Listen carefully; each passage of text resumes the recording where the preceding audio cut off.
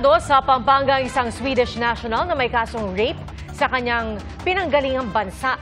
Ang biktima, 10 taong gulang lamang.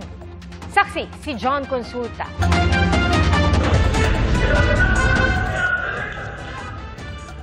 Pagkakuha ng tiyempo, pinasok na ng BI Fugitive Search Unit at NBI VAO CD ang tinitirhan ng kanilang dayuhang target kahapon.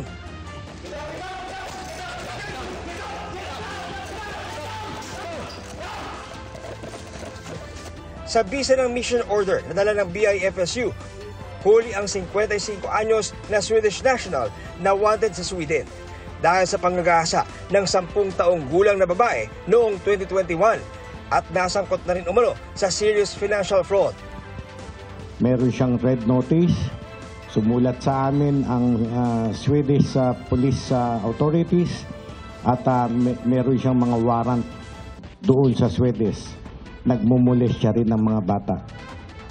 Ayon sa NBI, 5 araw silang nagsagawa ng surveillance para mamonitor ang kausap na Pilipino ng dayuhan na nag-aalok ng mga batang pwedeng abusuin ng suspect.